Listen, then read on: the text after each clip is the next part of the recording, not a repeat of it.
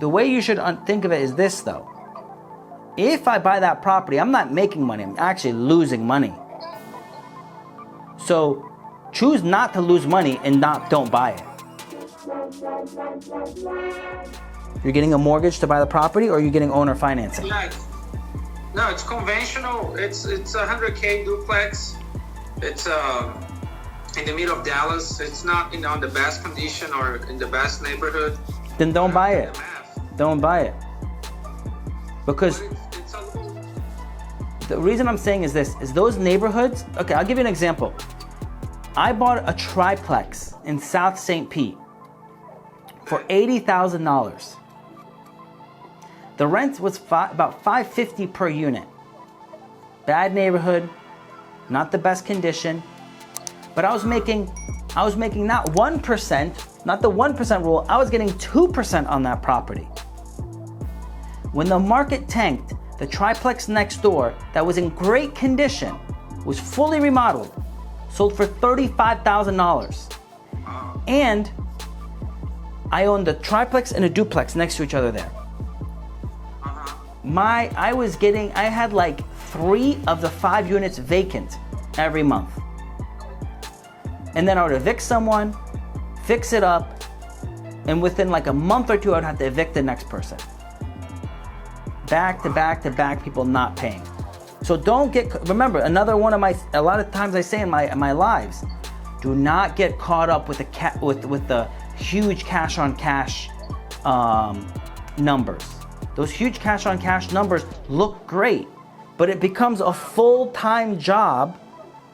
Those cash cows become a full-time job to fix the stuff that they're breaking and evicting them and bringing in someone new, and someone in the neighborhood broke their window and now you gotta send someone out to fix that window. So unless you have like 40 units in the South Side and you have a full-time property manager and you have 2 handymen, it's not worth it. It's gonna eat up all of your profit. Now again, I don't know where the property's located. I don't know any other details, but you told me not the best location and not the best condition. And we're about to go down. Normally, this is what I see. When the economy is about to go down, the only place that you can find a decent return on investment is in low income areas. Or in like the boonies where there's not a lot of people around and there's not a lot of jobs around. That's the only place left that have profitability. The issue with that actually, before I'll be like, oh, okay, I'll go there to try to get a deal because that's where the deals are. The reality, it's not a deal, because when the market tanks, those areas tank hard. The prices drop really hard, and you end up finding out I didn't get a deal. So your reason those properties offer better cash on cash returns and better cap rates is because you're taking additional risk.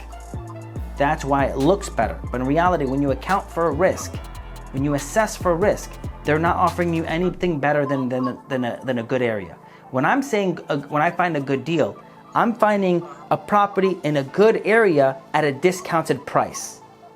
And maybe it needs work, but it's still a discounted price compared to the current market. I don't compare a property in the hood compared to a property in a decent area and say, oh, the hood property gives me a better return. Well, I gotta take off for headache and BS that happens. Well, when I take off for those things and I count for them properly, they're the same profitability.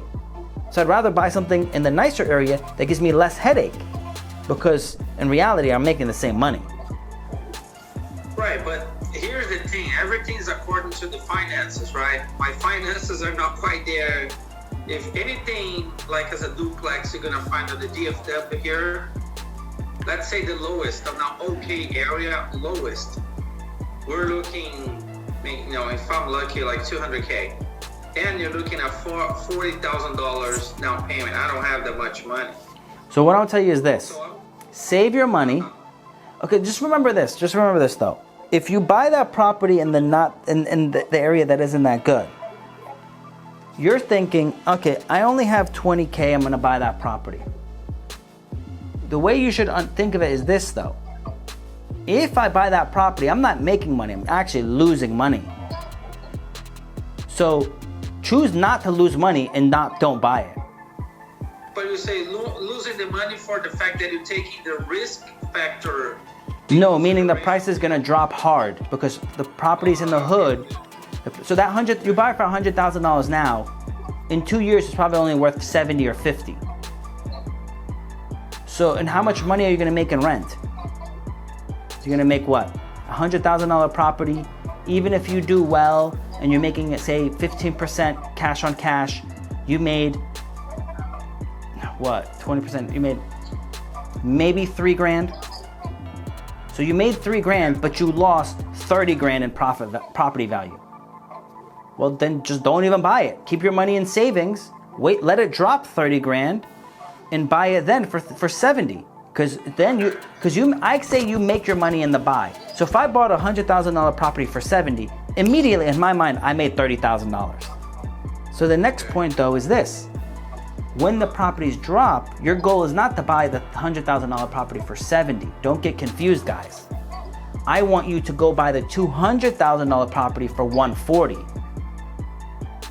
Because now you're buying, the discount is to buy good stuff. I don't want you to go and there's a discount and you go to Walmart. No. I want you to go I don't want you to go buy a Hyundai when it's on discount. No, if we're having big sales, go get yourself a Lexus. That's gonna be a luxury property. Doesn't have to be a real luxury, but a nice property that's gonna be a good condition, that's gonna help you for a long term. But if you buy a Hyundai, even at a discount, 5 years later, it's probably still not worth anything. Where a Lexus holds its value.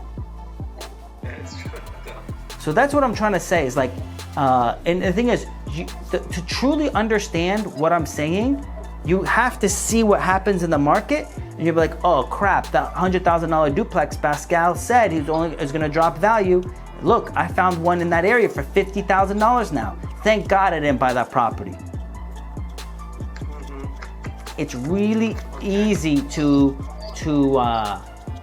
be tempted to buy something, because again, I have money and I want to buy something now, and I really want to buy something, but there's really nothing out there, so I'm not going to go and buy myself a headache.